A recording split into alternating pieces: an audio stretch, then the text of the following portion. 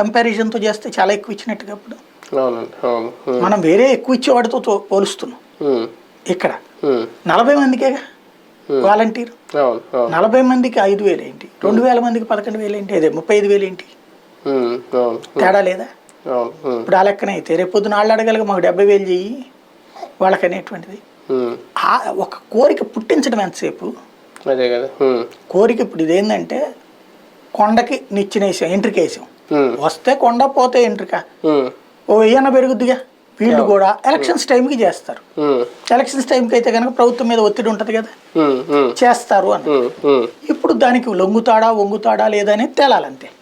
మొన్న మధ్య ఉద్యోగులు పిఆర్సీ విషయంలో రోడ్డు ఎక్కారు, టీచర్లు కూడా రోడ్డు ఎక్కారు, ఇప్పుడు అంగన్వాడీలు అంటే నిరసనలు పెరుగుతున్నాయి జగన్మోహన్ రెడ్డి గారికి. నిజంగా రేపు పొద్దున్న వాలంటీర్లు కూడా రోడ్డు ఎక్కబోతున్నారు అనేది వాళ్ళ ఆంధ్రజ్యోతి రాసిన కథనం. ఓకే, అది ఎంతవరకు కరెక్ట్ అనేది పక్కన పెడితే నిజంగా అటువంటి సిచ్యువేషన్ వస్తే ఏంటి పరిస్థితి? వాలంటీర్లు చేస్తే కనుక ఆటోమేటిక్గా తీసేసి వేరే వాళ్ళని పెట్టుకోవచ్చు. అవునా? పెద్ద ప్రాబ్లం లేదు. అంత ఇమీడియట్ గా అంత మందిని తీసే అసలు వాలంటీర్లు అంటే ఏం తక్కువ మంది ఏం లేరు కదా. ఎంతమంది ఉన్నా ఎక్కడికక్కడే కొత్త వాళ్ళు బోల్డ్ అంతమంది వెయిట్ చేస్తున్నారు ఇప్పుడు. చాలా మంది ఇప్పుడు 60 నుంచి 80% మంది వాలంటీర్లు కొత్త వాళ్ళే. అందులో 70